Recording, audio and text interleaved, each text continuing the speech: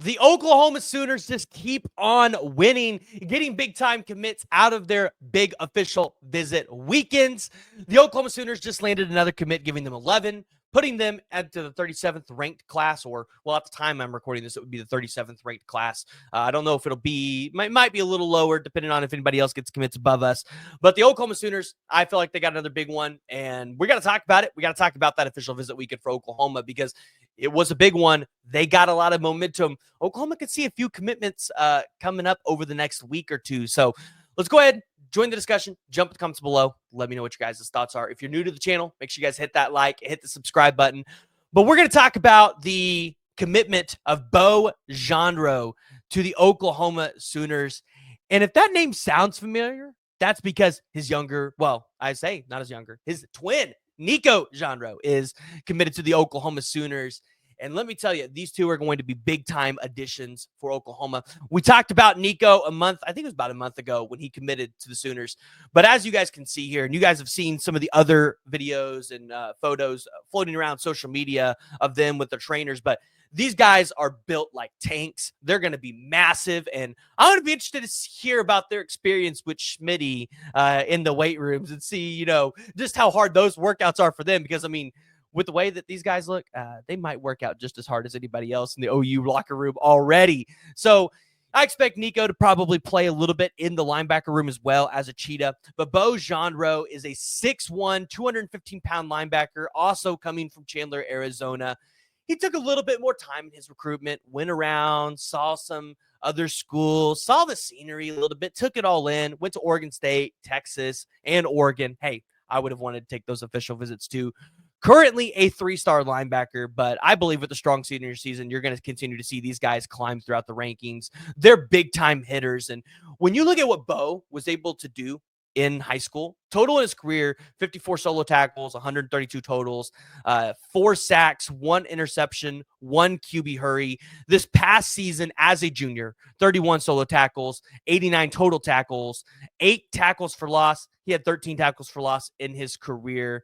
He had 3 sacks in his junior year, 1 interception, 2 pass breakups. He had 6 pass breakups in his career overall. So Beau can be a guy that with Wes Goodwin and Nate Dreiling back there, they could really end up developing him into a really solid player.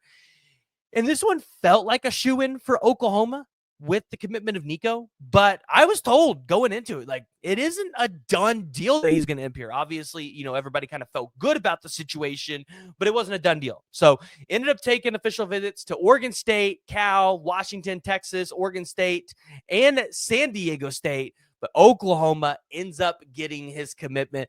Another linebacker locked up there. I think Oklahoma might probably take one more linebacker in this class. And I think a lot of people are expecting Braxton Lindsey.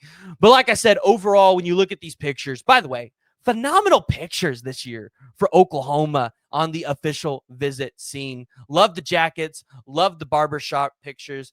But yeah, you can see James Skalski here. You see Brent Venables in the background. Wes Goodwin. I would imagine Wes Goodwin was his primary recruiter if he's in all these pictures. You've got Nate Dreiling in there as well.